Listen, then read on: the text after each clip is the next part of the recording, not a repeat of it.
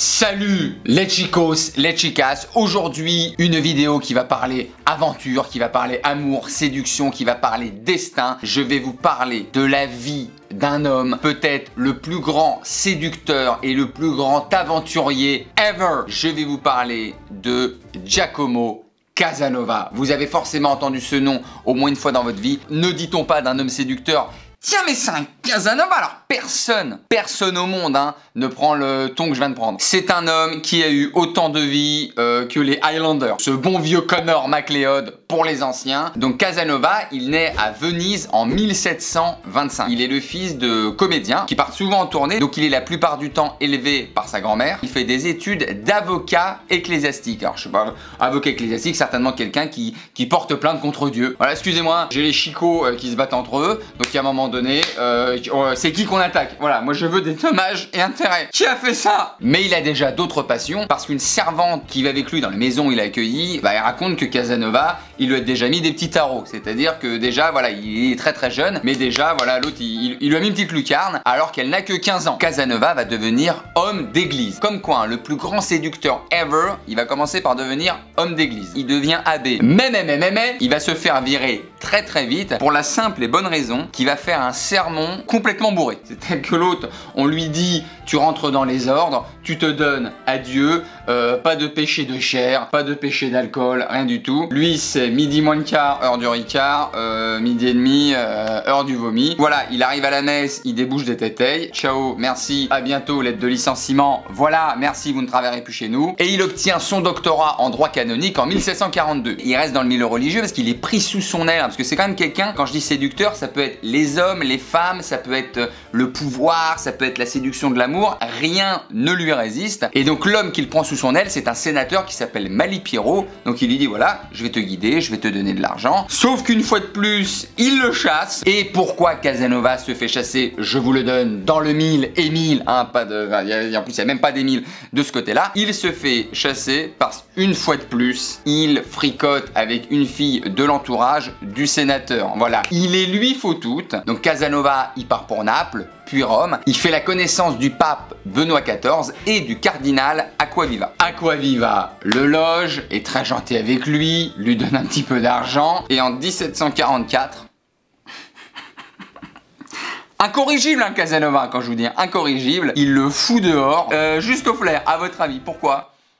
Eh bien non, c'est encore pire, parce qu'il s'aperçoit que l'autre, il met des tarots à sa fille. Donc là vraiment, il n'y a plus de respect. Acquaviva, il le jarte. Et je pense que là, Casanova, il peut faire une croix sur sa carrière de religieux, parce que là, trop, c'est trop. Je veux dire, l'autre, dès qu'il croise quelqu'un, il doit se faire des colliers de jambes. Les gens, ils sont accueillants. Ne pousse pas, Giacomo. Respecte un petit peu les gens. Excusez-moi, je peux dormir chez vous? Excusez-moi, je peux utiliser les toilettes? Excusez-moi, je peux taper votre fille? Et donc, il va partir à l'aventure. C'est là qu'il prend les rênes de son destin. Il va faire tous les métiers possible, parce qu'il est d'une intelligence, d'un talent, une fois de plus d'une séduction. Il arrive à embobiner tout le monde. Il va être entre autres bibliothécaire, lieutenant de vaisseau dans la marine militaire. Il va être violoniste, financier, il va être magicien. Il y en a un peu plus, je vous le laisse. Entre temps, bien évidemment, puisque l'autre il est un petit peu filou, il en met à gauche, il en met à droite, il est pas carré au niveau de la loi. Escroc, oui, par exemple, c'est le mot, tout à fait, mais un escroc de génie. Et il va même, à un moment donné, se faire passer pour un sorcier. Tout ce que je dis est vrai, il veut devenir sorcier. Voilà, l'autre, ça part, c'est soupe de crapaud,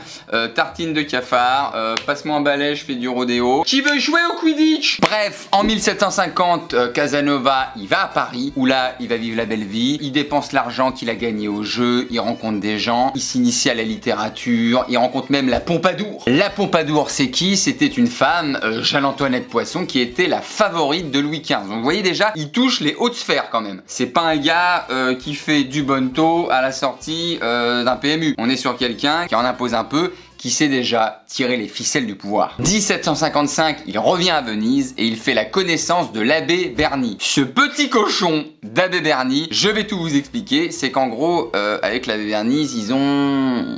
Bon voilà, ils ont des jeux un petit peu coquins. L'abbé Bernis, il a une amante qui est une nonne. Oui, là, il n'y a plus de règles. Tout le monde se met à poil. Et la nonne, elle va demander à Casanova de coucher avec elle. ça c'est pas grave, sous les yeux de son amant, donc l'abbé Bernie. Ça devient sale cette histoire, mais bon c'est rigolo, pourquoi pas, c'est entre adultes consentants. Donc grosso modo, Casanova, il met des parpaings avec la nonne, t'as l'abbé qui est là, qui regarde.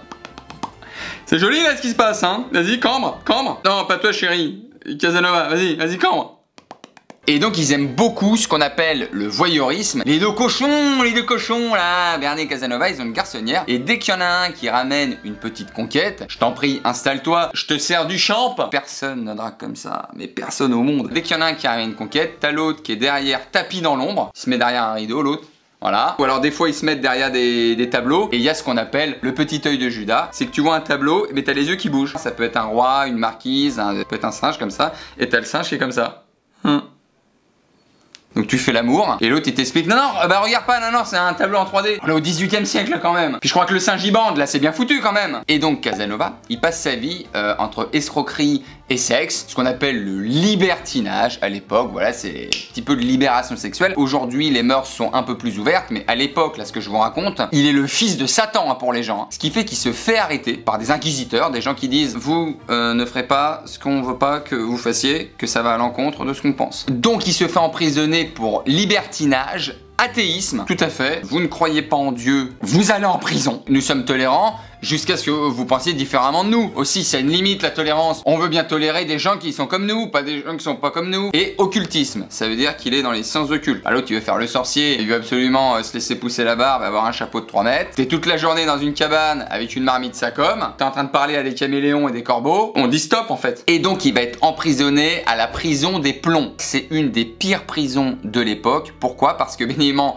le toit, comme son nom l'indique, est en plomb, c'est-à-dire que l'hiver il fait très froid, l'été il fait très chaud. À midi t'as une calvitie, à 13h t'es scalpé, 14h t'existes plus. Hein. Ça a fondu, t'es directement en mâchoire. Mais c'est mal connaître Casanova, le filou, il va être le premier à s'échapper de la prison des plombs. C'est un petit malin, il a gratté et percé l'une des parois du mur, il arrive à passer chez le voisin, il monte dans la prison des plombs, il arrive sur le toit est très pentu, hein. Vraiment on est sur un cône, c'est un cirque le bordel, il arrive à rattraper une fenêtre, il descend, il fait sa petite vie, bon il ouvre des portes etc, il arrive dans un grand salon, il ouvre une fenêtre et la liberté, il est place Saint-Marc, il s'enfuit tranquillement, il s'échappe à Paris, on est en 1757 et il va avoir une idée de génie, un coup de maître, il va créer en France une loterie nationale. Avant il n'y avait pas de loterie, le loto tout ça c'est Casanova, il gagne de l'argent grâce à la loterie, mais lui il a tellement une vie fast and furious, voilà c'est un jeu de mots comme un autre, hein, qu'il a encore besoin d'argent. Ce qui fait qu'il va monter une petite escroquerie et celle-là elle est assez sympathique, il va escroquer la marquise d'Urfé. En gros il lui fait croire qu'il a des pouvoirs magiques et qu'il peut soigner la sciatique du neveu de la marquise. Donc il va voir le gosse, avec Krishna, voilà il fait quelques paroles magiques, à 3 il n'y a plus de sciatique, 1, 2, voilà coup de coude dans la mâchoire, tu as mal à la mâchoire, tu n'as plus de sciatique, c'est terminé et ça marche. Le gosse n'a plus de sciatique, grosse somme d'argent pour Casanova. Et bah là la marquise d'Urfé elle croit être en face d'un véritable magicien. Pour elle c'est le génie dans Aladdin et elle va lui demander un truc. Je vais faire une petite pause, je vais vous demander de respirer, on est au calme, petite palpitation du cœur, voilà, on se ressaisit. Elle va demander à Casanova d'essayer de la faire renaître dans un autre corps plus jeune afin de revivre sa jeunesse. Vous voulez pas un Doliprane plutôt? Donc Casanova lui bien évidemment c'est pas Mesmer, il est dit bon ça va être très simple, j'ai une idée. Il va proposer à la marquise de lui faire l'amour, bah comme ça attends, s'il peut mettre une petite lucarne il est pas contre, mais à 3, c'est-à-dire avec également une deuxième femme. Donc voilà, petite nuit de folie, hein, les démons de minuit, voilà. Tu n'en mets mis les images là? Mais ça ne marche pas. Ah bon? Ce qui fait qu'il tombe en disgrâce. La marquise lui dit tu dégages, voilà, tu n'as pas réussi à me faire renaître dans un autre corps. Franchement, ça se fait hap. Donc il va d'aventure en aventure, il séjourne en Europe, des voyages, des rencontres, des duels. Il va même faire un duel avec un Polonais. Voilà, ils sont blessés mais tout va bien. Bref, séjour européen pendant des années. Et on va lui octroyer le droit de retourner à Venise chez lui après 18 ans d'exil. Il est accueilli comme une célébrité, tout le monde veut voir, mais c'est cette personne, cet aventurier qui est très connu également pour ses écrits parce que c'est aussi et surtout un écrivain. Je vous dis, il a tous les talents, mais il joue beaucoup avec l'argent des autres, il recommence les petites escroqueries, ce qui fait qu'il va encore être expulsé de Venise en 1783. On dirait qu'il joue au Monopoly lui. Lui il fait des casse-prison, il repart, il revient, je rachète la rue de la Paix, je reviens, il fait des tours comme ça. Sa vie c'est un jeu de société, mais est-ce que c'est pas ça aussi, prendre la vie comme un jeu. Voilà, j'ai envie aussi de faire passer des messages, de parler un petit peu de cette vie qu'on peut prendre à la légère, qu'on peut arrêter, Benjamin. Il s'enfuit donc à Paris, il repart à Vienne où il devient le bras droit de l'ambassadeur de Venise. Il commence à se faire vieux et il part finir sa vie dans le château de Dux en République tchèque où il va écrire ses célèbres mémoires, Histoire de ma vie, plus de 8000 pages, c'est un véritable chef-d'œuvre où il raconte en détail cette vie de malade, cette vie d'aventurier, de séducteur, en passant par tous les métiers, les voyages en Europe, vraiment c'est un véritable bijou. Giacomo Casanova, le Casanova, meurt le 4 juin 1789. Voilà pour l'histoire d'un des plus épiques personnages de l'histoire. Une vie d'aventurier hors norme. C'est une histoire que j'adore. Voilà, si ça peut donner des idées à certains, soyez Casanova, soyez aventurier, réalisez vos rêves, voyagez, découvrez le monde. J'espère que cette histoire vous a plu. Je vous embrasse très très fort. Ciao!